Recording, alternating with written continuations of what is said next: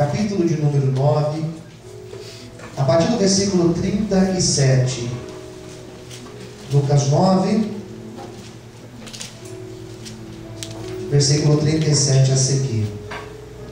Graças a Deus. Os que já encontraram, digam amém. Amém. A palavra do Senhor diz assim, versículo 37.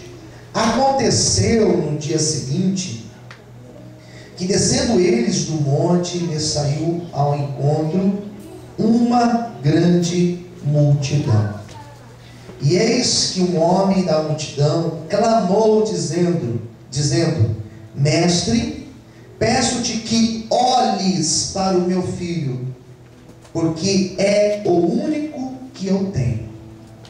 E eis que um espírito o toma, e de repente clama, e o despedaça até esfumar. Só o larga depois de o ter quebrantado. Roguei aos seus discípulos que o expulsassem, e não puderam. Jesus respondendo disse: ó geração incrédula e perversa, até quando estarei convosco e vos sofrerei? Trazei-me cá o teu filho.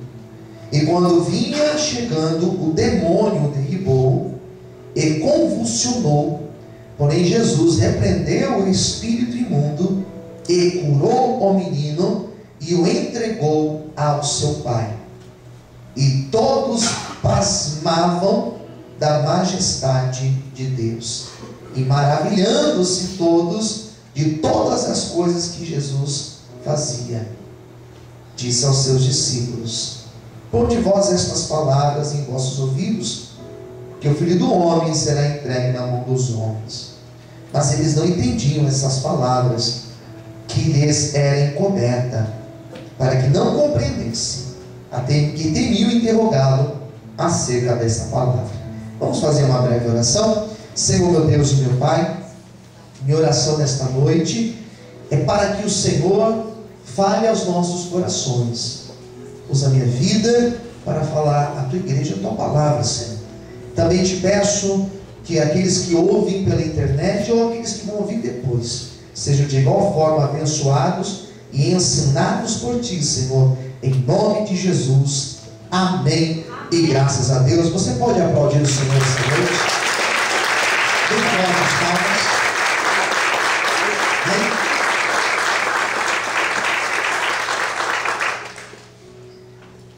Eu não sei se você já ouviu essa palavra, você já leu esse texto, você já me ouviu pregando ou alguém ministrando, mas é uma palavra, ela é bem interessante. Ela nos provoca, é um texto que provoca. Porque primeiro, é um texto que vai mostrar, percebe como é um texto provocativo? É um texto que mostra que nem todas as orações são respondidas. E antes que você pense que eu vou dizer uma heresia, eu completo a minha frase. Nem todas as orações são respondidas na hora que nós queremos. Quem entendeu, diga amém. Amém. Daí talvez você pode pensar: será que Deus ouviu a minha oração hoje? Quem crê que Deus ouviu, diga amém. Amém. Amém. Mas será que Deus vai responder a minha oração hoje? Daí eu já não sei. E já não garanto a você. Não, pastor, mas eu vi que tem um pastor que falou que se a gente for lá, Deus vai responder hoje. Bom, não sei se ele tem esse controle para, que consegue controlar Deus. É hoje que Deus vai responder. Eu não consigo afirmar isso, porque eu acredito que Deus ele é soberano. Quem concorda comigo, diga amém. Amém. Mas por que nem todas as orações são respondidas? Percebe que o texto conta a história de um pai que tinha um filho, um jovem, filho único, que tinha, hoje nós chamamos de epilepsia. Ele tinha convulsões. É isso que nós chamamos hoje, mas o texto chama isso de uma possessão maligna. E esse pai falar com Jesus, ele recorre aos discípulos. E os discípulos, eles oram pelo menino. E a oração dos discípulos não tem efeito. Deus não responde. Deus não faz no imediato. Deus não atende naquela hora.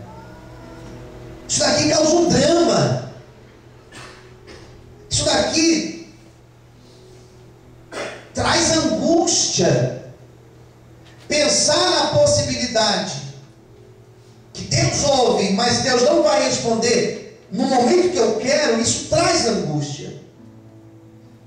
Porque uma das coisas mais complexas e mais difíceis para nós, humanos, é justamente entender que o tempo, o cronos, o tempo de Deus é diferente do nosso tempo.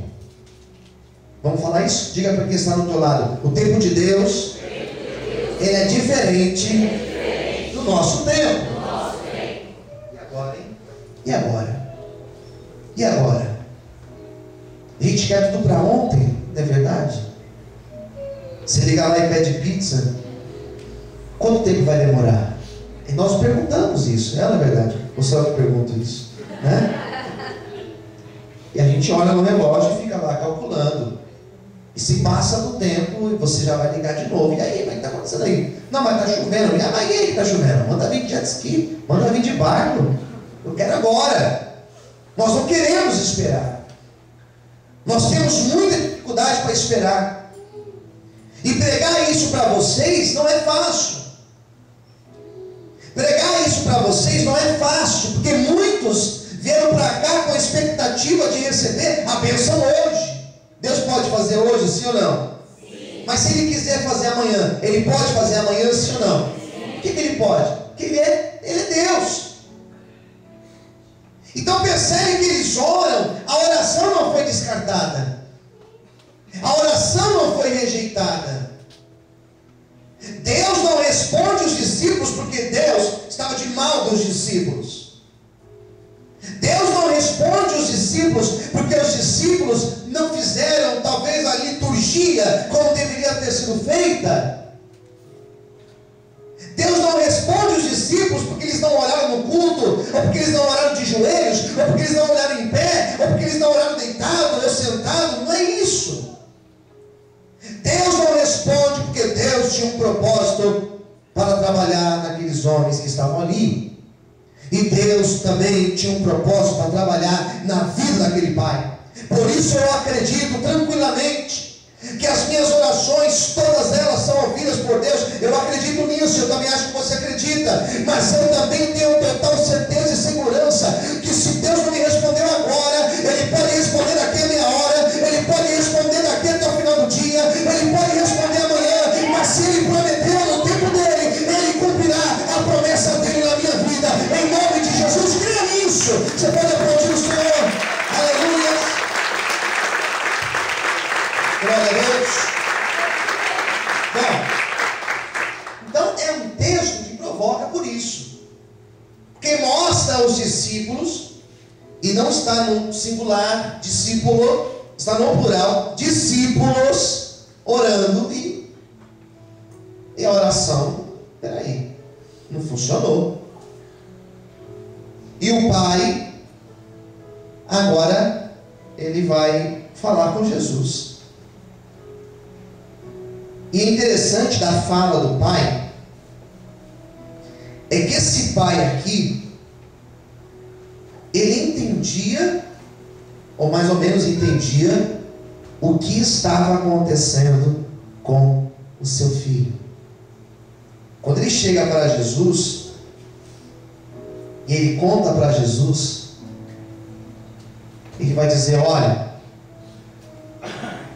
meu filho tem um espírito que o toma. Por que esse pai falou? Ele tem um espírito que o toma. Quando você vai no médico, todos aqui já foram no médico. Quando você vai no médico, o médico não vai sentar com você e vai falar assim: olha, o que você tem é um espírito que está tomando a tua vida. Eu não acho que o médico vai falar isso. Se você for lá no penteado, não, penteado não tem médico, vai, muda de hospital. Se você for um outro hospital, sentar lá com o médico e falar: olha, estou com um problema assim, assim, sabe?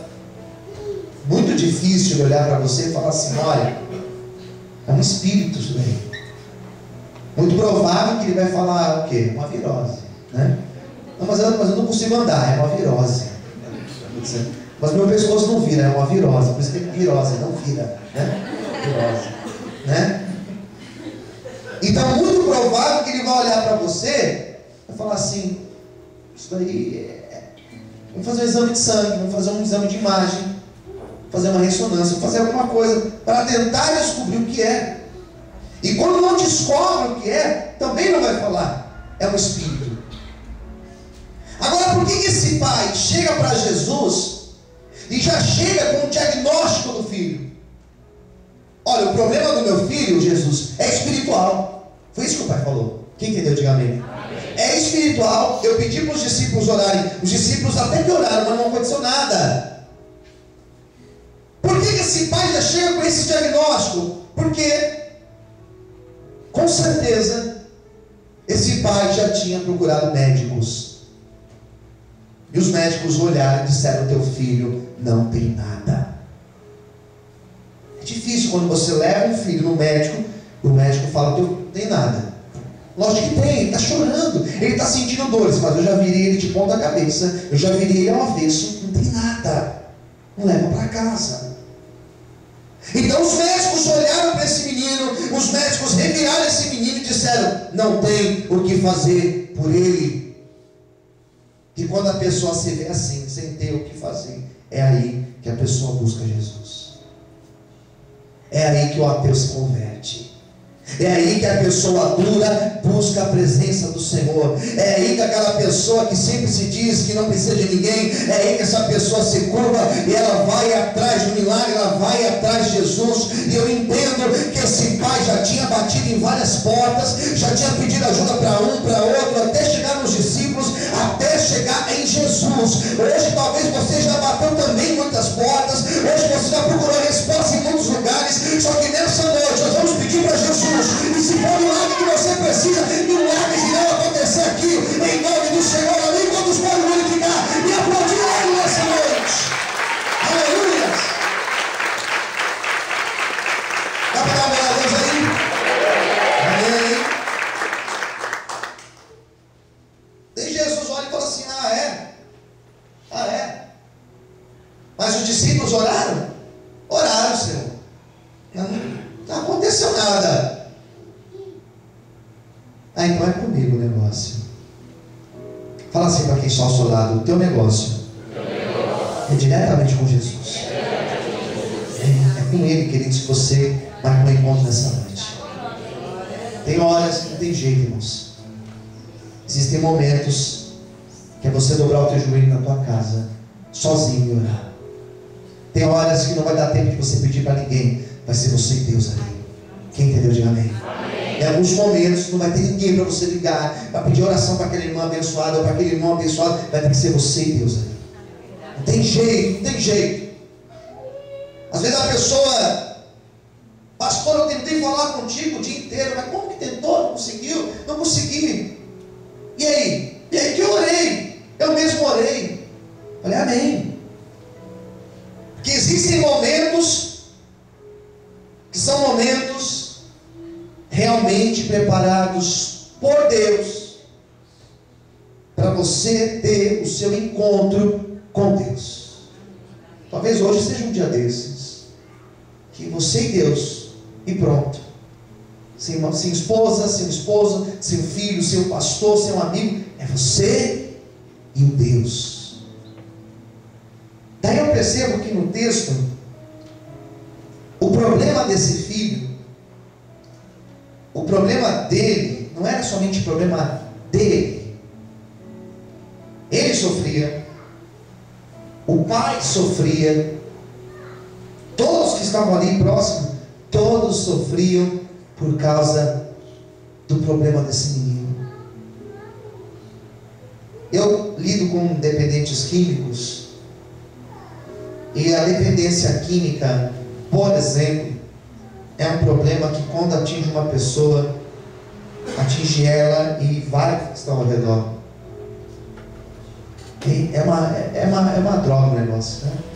Atinge a pessoa e toda a família às vezes é desestruturada por causa de um problema desse. Quem concorda, diga amém. Amém. É ou não é daí? É assim? Às vezes atinge um, mas todos são atingidos. Às vezes o pai de família perde o emprego. Pronto. Às vezes é a esposa que perde o emprego. Pronto. Parece que toda a casa bagunça. A vida desse pai, a vida desse filho, toda esta família era uma bagunça. Porque eles não tinham paz. Era 24 horas em cima desse filho. Em outros textos, porque esse mesmo texto, essa mesma história é contada por Mateus e é contada por Marcos, a mesma história vai dizer que o menino caía no fogo, caía na água, caía na pedra, ele caía em qualquer lugar. A pessoa que tem convulsão, ela não escolhe onde vai ter convulsão. Aqui eu não posso, aqui eu posso. Ela não escolhe. Então 24 horas do dia tinha que ter alguém junto. Na hora de dormir tinha que ter alguém perto. Isso não é vida. Isso não é vida. Às vezes nós passamos por situações que nós ficamos assim, sem vida. Às vezes nós passamos por situações e ficamos como essa família, sem estrutura. Seja por causa de um emprego, seja por causa de uma doença. Eu conheço pessoas que o casamento, quando está bagunçado, a pessoa não consegue fazer nada, nem trabalhar. Ela consegue trabalhar, mas em nome de Jesus, se Jesus entrou nessa família e mudou essa família, eu quero nessa noite profetizar que Ele vai entrar na tua vida, que Ele vai entrar na tua casa, que Ele vai entrar na tua história, e aquilo que tiver bagunçado, Ele vai ajustar, em nome do Senhor Jesus. Vamos podem aplaudir e glorificar a Ele nessa noite. Aleluia!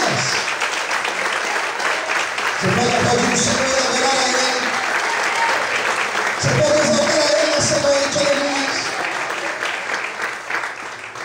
Daí entra Jesus, daí ele entra. E onde Jesus entra, o milagre acontece.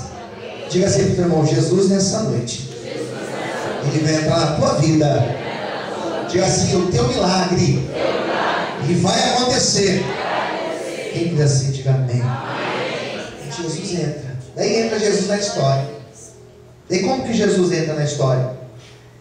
Ele entra com os dois pés. Ele vai com tudo, irmãos. Ele já chega chegando. É interessante que em alguns textos Jesus não chega de manso, né? Devagar. Mas aqui ele chega daquele jeito. Chega igual um zagueiro, chega levantando, né? Ó geração incrédula e perversa. Pegou pesado. Ó geração incrédula e perversa, até quando eu estarei convosco e vos sofrereis? Trazei-me aqui, traga aqui o menino. Parece que não, irmãos, mas aqui foi uma frase muito pesada, porque ele chama todos que estavam ali, não somente o pai, mas ele chama os discípulos, ele chama toda uma multidão que estava ali, porque existe uma multidão. Ele chama todos eles de perversos. Pesado. Geração incrédula e perversa, eu estou convosco. Vocês não precisam sofrer. Amém? Amém. Essa exortação não é porque Jesus estava nervoso ou bravo com aquele povo. Não. Essa exortação era porque o sofrimento daquele pai, o sofrimento daquele povo mexeu com Jesus. Sabe quando você assiste algo na televisão e você fica indignado? Sabe quando você assiste algo? Sabe quando você vê uma realidade e você fala assim: meu Deus, que pode? Como que pode um pai fazer isso? Como que pode uma mãe fazer isso? Como que pode alguém ter esse coração tão perverso? Quem entendeu, diga amém. Jesus olha para aquele sofrimento e Jesus fica indignado. Peraí, gente, eu estou convosco. Peraí, vocês podem falar direto comigo. Peraí, vocês têm tudo, e por que vocês estão sofrendo? Parece que eu vejo Jesus nessa noite olhando para mim e para você e dizendo: por que você está ansioso? Eu não sou teu pai. Por que você está preocupado com amanhã? Eu não falei que eu sou a tua provisão? Por que você está aí aflito pensando como que vai ser o meu dia de amanhã? Descansa, porque o teu dia de amanhã já está nas minhas mãos, amém? Será que você pode aplaudir e exaltar o Senhor para isso? Vamos para aplaudir o Senhor. Amém. E aí, é igual você, o teu filho chegar em casa e falar assim: eu estou com fome, eu fiquei o dia inteiro sem comer. Você fala assim: peraí, tem comida aí na geladeira, por que você não comeu? Está indignação, queridos. Jesus fica indignado. Peraí, vocês não precisam sofrer.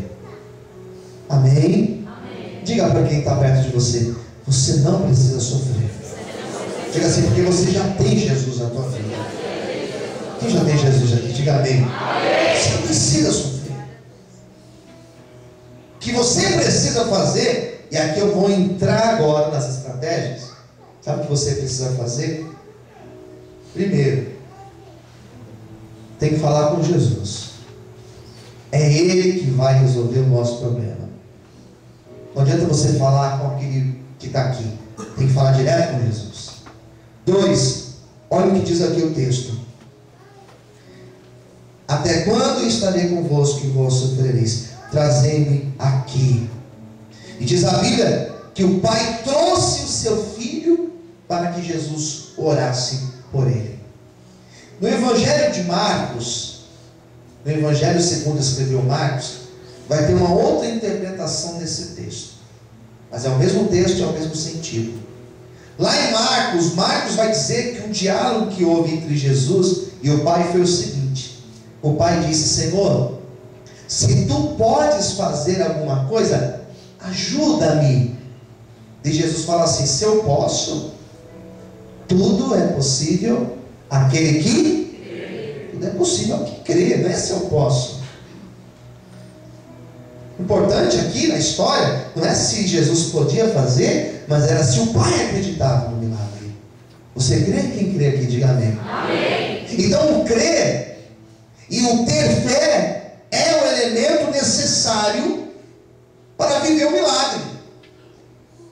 O ter fé, o crer, é o elemento necessário para nós nos relacionarmos com Deus. Por isso que quando eu li o Salmo 37, eu fiquei até pensando: meu Deus, eu estou antecipando a pregação. Porque o Salmo 37:5 fala: entrega, pega o teu filho e entrega, pega o teu problema e entrega. Só entregar? Não. Entrega, depois diz o que? O Salmo 37:5: entrega o teu caminho ao Senhor e confia, tenha fé.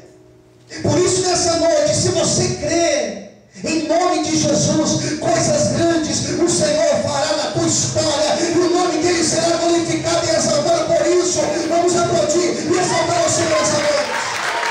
Aleluia! Glória a Deus.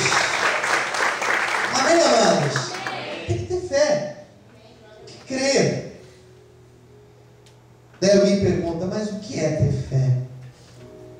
Tantas coisas a gente pode falar sobre fé, mas para resumir, porque eu já tenho que orar por vocês, ter fé nada mais é do que você acreditar naquilo que você não está vendo ainda.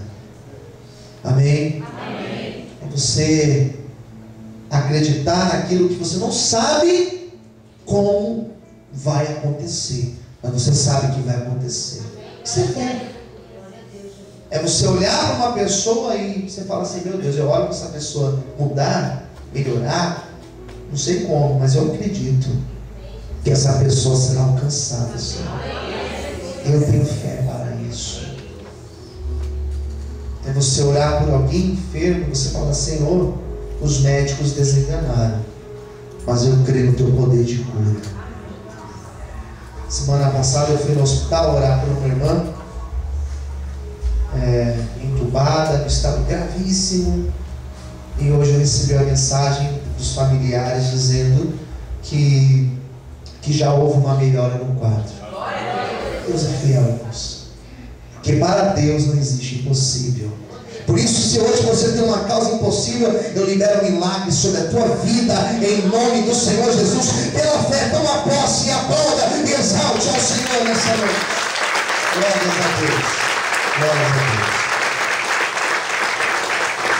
Amém? Aí eles pegam o menino e trazem para Jesus. O que acontece quando eles trazem o menino para Jesus? Ó, está com a Bíblia aberta? Olha só como o texto faz a gente pensar, gente. 42. Já vou encerrar, tá? Quando vinham chegando, o que aconteceu? O demônio o derribou e convulsionou. Porém Jesus repreendeu o espírito imundo e curou o menino e entregou ao seu pai. O que aconteceu quando estava chegando perto de Jesus? O demônio manifestou, irmãos. O demônio pegou a pessoa. Quem entendeu, diga amém. Amém. Caiu no chão, começou a espumar. Mas não estava perto de Jesus? Sim ou não? Sim. Como que pode estar perto de Jesus? Como é que pode Jesus chamar e ainda o adversário ter acesso para fazer tudo isso que fez?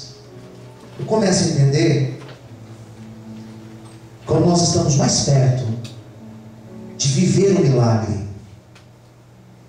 Você não enxerga o mundo espiritual, mas o nosso adversário enxerga.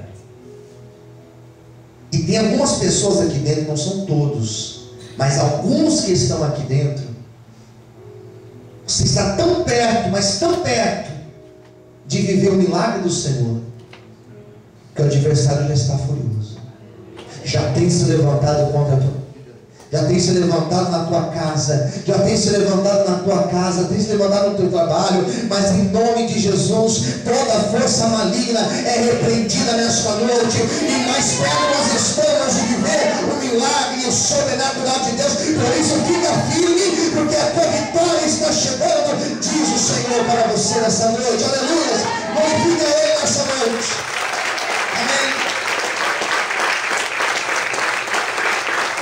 Porém Jesus repreendeu o espírito imundo, curou o menino e o entregou ao seu pai. Jesus, quando entrega o menino totalmente liberto e transformado. Amém? Daí o último versículo que eu vou ler, que a gente ora, diz assim: e todos pasmavam da majestade de Deus. Todos ficaram maravilhados. Eu quero encerrar minha pregação só com essa expressão. Todos ficaram maravilhados. Amém? Amém. Eu quero orar em cima disso. O problema que existia, o sofrimento que existia, a dor que existia. Amém? O Senhor fez o milagre. E o milagre não foi apenas de abençoar aquele pai, aquele filho, aquela família. O milagre foi tão grande que aqueles que estavam próximos ficaram maravilhados. Sabe o que é ficar maravilhado? Ficar de boca aberta. É olhar e não acreditar. A pregação hoje encerra desta forma. Vamos profetizar? Escolhe alguém perto de você, daí a gente encerra. Olha para essa pessoa e diga assim: em nome de Jesus. Não, diga com voz de pastor, de pregador, de pregadora. Diga assim: em nome de Jesus. A obra que Deus fará na tua vida, fará na tua casa, fará na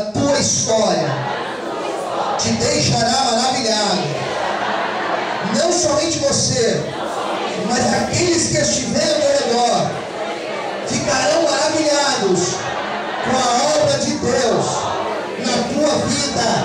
Quem acredita nisso, aplaude o Senhor, glorifica Deus, exalte ao Senhor. Amém? E o que é ficar maravilhado? Duas coisas. Primeiro, é um milagre tão grande que através do milagre pessoas se convertem. Pessoas começam a crer em Deus através do milagre. Amém? É nessa fé que nós estamos hoje. É nessa fé que nós vamos caminhar nessa noite. Vamos fazer uma oração. Convido você a ficar em pé. Amém?